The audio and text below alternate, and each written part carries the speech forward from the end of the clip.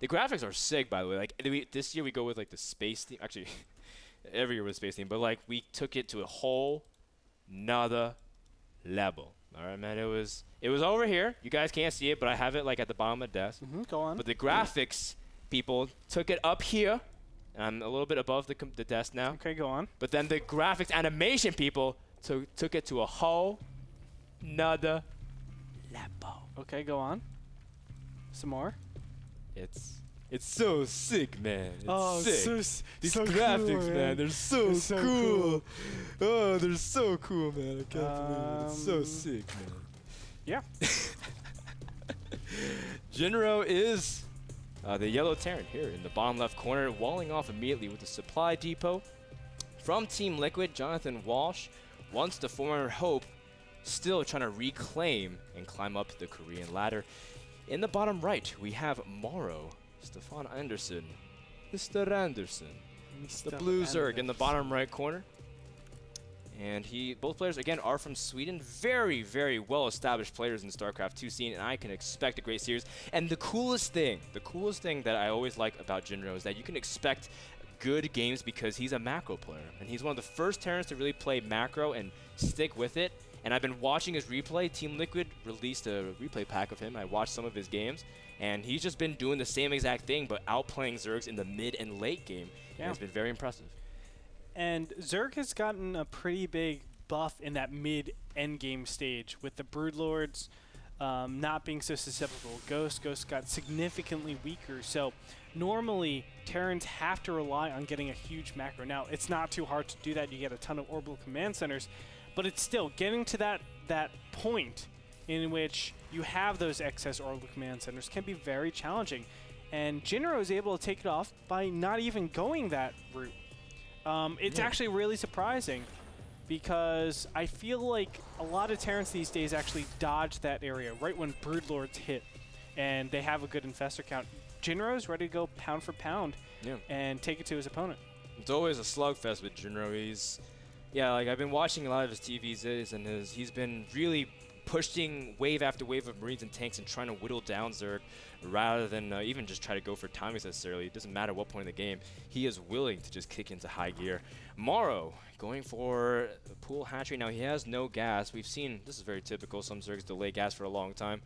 And, you know, Shakuras Plateau, what are your thoughts especially, let's take it on Morrow's point of view. What does he need to do for a map like this?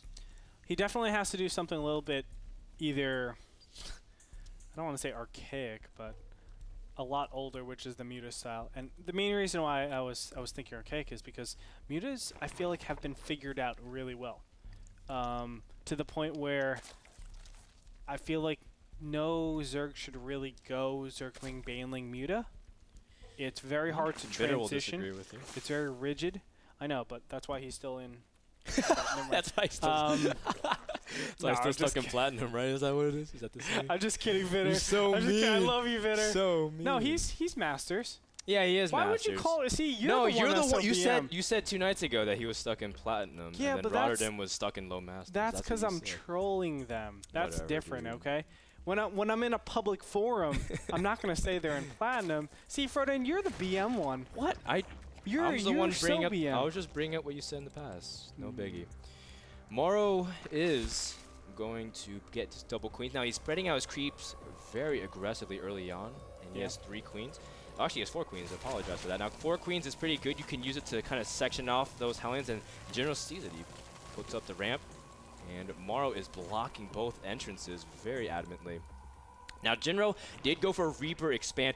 He wants to also scout enough to see if he can go for 3rd orbital command. It's just something that Jinro loves doing. I've watched 3-4 of his TVZ replays, and he's going to try to see if he can play a little bit more greedy. Oh, he's going to move up when the Spinecrawler is out of position, and Morrow is forced to evacuate immediately. Very bold move from Jinro. There could have been a ton of things on top of that ramp, but he's going to risk the dice a little bit. We know that Morrow does prefer that macro style of play.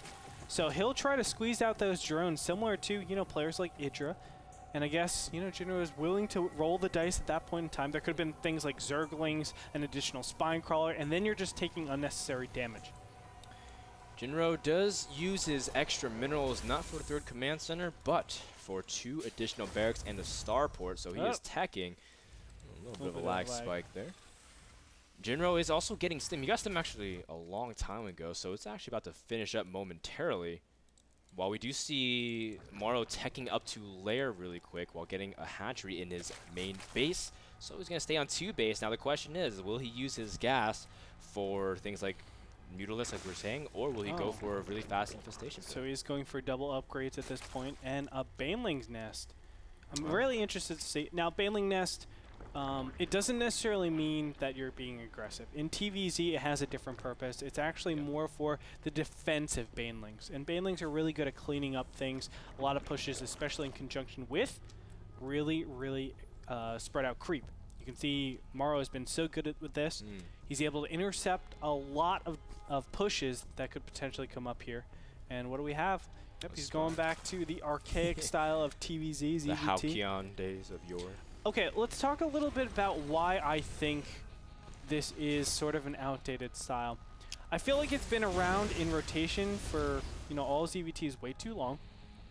And Terrans have a really strong understanding of when to actually attack and how to attack. Another big thing is it doesn't have the ability to really progress into anything further. So let's say I go into Broodlords. The mutas are kind of useless. Corruptors serve as a much better purpose for that anti-air, that AA. And on top of that, they're like, they don't have much ground fire power. They're just not great units at that end game stage. So if you want to go mutas, you have to end at sort of that mid-game stage or just get an overwhelming advantage against a Terran. And it's hard to do that, honestly, against a lot of these Terrans these days. Well, we do see Jinro moving out to the middle of the map. He's trying to expand, or he's preparing an expansion behind this, so he's going to pressure Zerg and try to see if he can really contain it. In fact, he's just cleaning up creep tumors. Morrow is going to try to stop him. In fact, the Banes are moving in behind, but without centrifugal hooks or even Baneling speed, metabolic boost isn't even done researching. Morrow isn't going to be catching any Hellions anytime soon. Yeah, and I like what Jinro did there. Just get rid of all those creep tumors, make it really tough for your opponent to keep that up. It weakens a lot of stuff. As we were talking about, the pushes get a lot stronger. Jinro doesn't have to worry about walking on creep all the time, although he is right now. Is there going to be a scan? No, he's just trying to deny this drone. Oh, nice. Yeah, and he has to be really cautious, though. Zergling's speed will finish momentarily, and Zerglings on creep are the fastest thing in the game at around 6.1.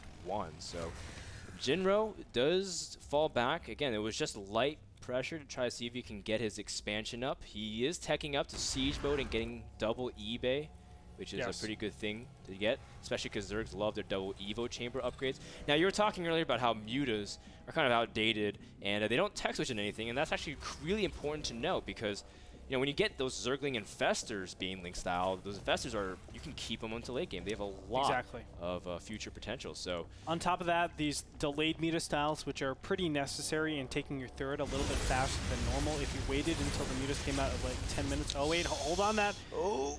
Those Hellions are running as fast as they can in one direction, but some of them are getting caught behind. And can he get home in time? He doesn't want to tighten the noose just yet. Does manage to pick off a couple of Hellions. Jinro still forced to play a little bit more defensive. He knows mutas are out too, so he's getting turrets in good positional zones. Look at that. But already starting to fortify the right side. This is what's so important, this drop. And this is the main reason why I think mutas are so underpowered in this matchup. You have to keep those mutas to defend for quite a long time. This third is under serious fire. Now, Jinro should not attack here. He should actually wait until the mutas reveal themselves and then attack. Actually, it's going to go for it. Oh, okay. So he's going to stem immediately. Oh, the drones are transferring. Luckily for Morrow, it's only 4 drones. And it's going to be enough. Yeah. And he's going to split his army up preemptively. Jinro. No, he won't be able to. But still, a lot of Banelings were used. The medevacs do get cleaned up. Jinro didn't really expand behind this, but for good measure, he saw the army of Morrow. Morrow was gearing up for a huge defense. And you can see he didn't really drone much. I think 7, 8 drones just popped, and he equalized with Jinro. Jinro is over the maximum saturation for workers. You can see 63. You only need 60, 30 per base to actually, what is that? Maximize your saturation or maximize your income. Max out, basically. You can't get any. You literally can't get anything else. And he's still making SEVs, unfortunately. Well, I mean, he's gearing up for a third expansion. Move out. Yeah. And he's been eyeing this for a while. He's been flirting a little bit with it. You know, he asked for this third's number, didn't really get a call back, but now he has it, and now he wants to hold on to it. And Jinro, he's taking a pretty good position. I like that it's here and it's not, you know, to the top left corner of the map. And it's going to make it a little bit harder for the Mutas to dart in and out. Another big problem with Mutas is their upgrades. You don't really upgrade Mutas that well. You don't get 3-3. But do you know what you do get upgrades on? Marines. 3-3 upgraded Marines against 1-0, 2-0 Mutalisks don't do that well. That's another big problem. We'll find out how well they're about to do. The Zerglings are clumping up perfectly for the tank. The Banelings have still yet to engage, and Jinro looks like he clumped a lot of his Marines, taking several damage, or actually, sorry, tons of damage onto his Mineral Line and SCV. But let's see, the Banelings are about to finish, and there are still enough Mutas here to really take out some important units. Yeah, but it looks like Jinro will have to evacuate out of that third. Now you can see, although it looks like Morrow got ahead by a lot, look at his third. It's pretty small. It doesn't really have a lot over here. Additionally, the supply counts, they're pretty similar, 101 to 134. That might seem like a big advantage for Morrow, but it's actually not, because Terran's normally a lot more cost efficient. Yeah. Zerg need to get this advantage in supply when they're playing this style. They need to have all these Zerglings out and expendable. That way they can just do wave after wave after wave. If Morrow allows Jinro to sit up yet again, he'll be looking at another really tough engagement where he could potentially lose a lot more Mutas and Zerglings than he needs to. That's why he needs to attack. He needs to press his, I guess, advantage. I wouldn't even call it that, but he needs to press this on a little bit faster than he is right now before those bunkers get up. Well, he's coming in from kind of an awkward angle. If he wants to hit the third, he could try to see if he can bait out some of the units. He sees the attempt at fourth as well. Oh, nice. And the force cancel. Jinro, his third looks tighter and tighter, and I like the fact that he's putting up, you know, just random buildings to try to obstruct some of the pathways. Let's go ahead and look back. Still on Lair Tech. Morrow is already 17 minutes in, and he's still on Lair Tech. That's really tough. And that means he can go into his 3-3 upgrades, which he so desperately wants. This one Viking will be picked off. There's a ton of Mutas over here. Now, here's a thing that Jinro is not doing that needs to be talked about. He's not making Thors. All right, well, he has a lot of turrets and Marines in defense. +2 armor will finish. They do have +2 immediately. While before Morrow even has +1 fighter carrot base, he's just going to dive it. Jinro forced to evacuate his main base and streamline reinforcements. There's no counter attack anywhere. I was expecting Morrow to try to see if he can run by or something, but just trying to harass with those meter lists. He's still in full out unit production. 34 Zerglings NQ at a time. He's got 150 Zerglings out on the map. Wow, that is crazy. 74 supply, I should say. Oh, going to just Zerglings, but you can see the Muta's doing so much damage. Now we're going to see a big run-in. Let's look. Income tab showing 67 hours to 55. So a drop in the main. Oh, he's going for the spawning pool. Then Morrow can't make 200 Zerglings. No! All right, well, down goes that. And the Thor is going to be the saving grace. I wanted 200 Banelings, man. That would have been so epic. Mula's still harassing the natural and picking off whatever they can. Morrow's been doing a fantastic job. He's playing over 340 APM right now, just trying to multitask everything. And of course, he has to keep tabs on this drop here at the natural. Marines going at it now. If they clean up drones and target the Spire, that would be critical for the upcoming minutes. But Jinro does get discovered, and the medevac will escape. And Jinro is playing this right. He doesn't actually have to engage against his opponent. Yeah. He still has 30 supply to go. He can just go and take his fourth base. That is correct. Get up to this 3-3. That's probably one of the most important things for him to get. And then play it from there. Because Zergling, Baneling, Muta doesn't play well at that super endgame stage. Here comes Onslaught, 120 Zerglings and 56 Banelings. Morrow is crashing into everything. He can see Jinro doesn't have enough at the third. His natural is under siege. Morrow does pull back momentarily, but he is not done yet. Jinro's natural is going to be busted wide open without permission. And Morrow gonna toast a bunch of SCVs as Jinro cannot escape the onslaught. Wow, and Morrow actually was able to kill his opponent's orbital command center at the third. Wow. But do you know who comes out on top from that? Jinro. Look at the supplies, 122 to 102. Morrow had to end the game there. if he wanted a very big win. Jinro coming out of that alive actually means he's ahead. Let's look at the income tab real quick. 56 to 41. Of course, there are two orbital command centers for now. 2 mules. No, mules! God, we know from mining out, it's so important for those to actually be working, or else you end up losing out like Todd. Yeah. Or Bitter. Or Bitter, yeah. Oh, that's so mean. Why are you so mean to Bet all the time? Banelings are in the middle of production, and Morrow forced to cancel. And Jinro's picking a perfect time, and just like you said, you know, Morrow needed to do way more damage. His Mulists are cornered, and there is a Thor also thrown into the mist to absorb some of the Baneling and push back the Mulist. Morrow forced to evacuate, and this is what happens when you stay on Baneling too long without doing a good amount of damage, as Jinro spreading out his units in a very nice formation, and Morrow trying to see if he can pick off something from behind, but it's not going to be enough. He's still struggling. His third is already killed, and Zerg, actually, well, he has a 4th base, now it's his 3rd base, and Morrow really can't protect that base any longer. Yeah, this is so tough for Morrow. Unfortunately for him, I mean, it looked really good, but honestly, this game has been so close the whole game. And I feel like Jinro not getting his 3-3 actually hurt him quite a bit, but it looks like Morrow will get cleaned up here. Now, he is doing a good job in cutting the supply, stopping any of these reinforcing Marines from actually congregating with the rest of the units, but is it going to be enough? I highly doubt it is, but the Banelings might be a game changer here if they can connect. Oh, they do connect on a group of units there, but a good save there from Jinro, keeping close attention to his Marines. Of course, his main occupation is through the top right base. His Marines are splitting up, trying to run away from the Banelings as fast as he can. Jinro now free. Has some lone time with those drones. Unfortunately, Jinro isn't actually macroing from this fourth hatchery. Oh wait, he's mined out. 3rd SCV, 3rd base. Oh my God, Jinro. He's actually not paying attention to his macro. He needs to start transferring these SCVs ASAP, because here's the big attack. This trade will be pretty good for Morrow. He'll clean up everything over here. The Mulists do snipe the tank, and there's only a few Marines left. Jinro's still not really transferring SCVs. Needs to drop mules or something. There it is, finally starting to transfer SCVs. The base in top right is cleaned up, and that's really big as well, because Morrow for a while was not able to really mine. Now both these players still relatively low income, but I think Morrow knows. He says, wait, Jinro should be pushing with way more, because, you know, the whole idea is Terran is the reinforced push is what kills you. Well, look at that income tab. Not looking good for Morrow at this point.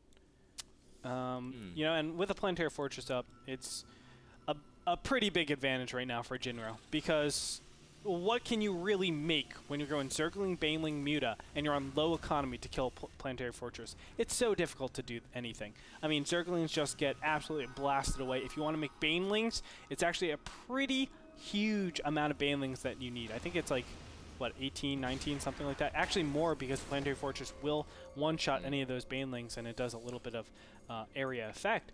So you don't really want to be committing too much over there, but you have to, because it is a PF. So basically you say, you have that expansion, I have to play towards the later game stages. Is this really a place where Morrow can play towards that end game stage? I would actually say no. After my calculations, no. No. Morrow is getting Burrow, so he can try to see if he can sneak in some Burrow Banelings. Now, they've done some pretty big wonders now. There are some pretty tight areas in Shakuras Plateau, especially if Morrow can bait it with Mutalisks. And I've seen pretty pimp plays before in the past with Burrow Banelings, Andre. I hope Morrow can pull some good tactics here. We'll see if he can. I mean, he has to play a very, very economical game from here on out. If he's not cost efficient with his trades, there's no way that he will be able to come back into the game, let alone win it. So we'll see. Morrow is expanding again to the top right corner, trying to see if he can get both expansions at the same time. Scan, it does reveal several key tumors, but doesn't really see too much of the Banelings from Morrow here. Jinro actually is before caught out of siege mode, and the Zerglings are Baneling rolling in, but there's just not enough units here to take on this army. No, there isn't. You can see the Marines actually shot all of those units down before he was able to do anything. And there are those burrowed Banelings. The scan does pop. Let's see if he sees him. No, he doesn't. It's right outside of the range. Yeah, wow. Jinro's not going to see it. Uh-oh.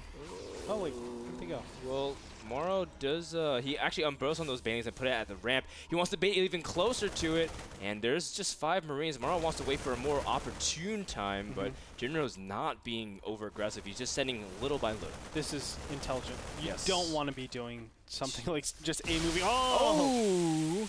Ouch. And that was a good again. pack of Marines, but at the same time, Jinro still, adamant about cleaning up this hatchery. Morrow, for the most part, just can't really produce anything. He's got so much gas. Another Baneling explosion there, trying to cut off reinforcements with his Zerglings in the middle of the map. But Jinro just has way too much. He's got a 1 base economy. Now he's 2 base economy. He floated his main orbital command to the supposed third, the conventional third. And Jinro's just going to take the game. GG. Ladies and gentlemen, Jinro Walsh will take game number 1 against Morrow. I think he is the slight underdog. Just because slightly, of his, though. I mean, Jinro's still really good. Yeah. Well, here's the thing. He hasn't been showing results. Jinro. Yeah. He hasn't been showing results, so people think he's a lot worse than he really is.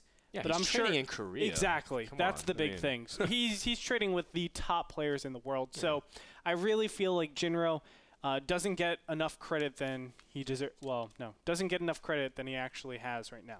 Yeah. So Jinro takes game number 1 on Shakuras Plateau. What map will Morrow choose? We'll find out in just a second. Thank you so much to the sponsor of that game, Azo, for providing these monitors. Also, Azo was pretty involved in the DreamHack tournament that happened this past weekend. They are great for esports. Go support them at azo.com. We'll be back with more in game number 2 between Morrow and Jinro. Don't go anywhere. More action from NASL 3 coming up next. Did you? What? That was farther than Ben's. That's what I wanted.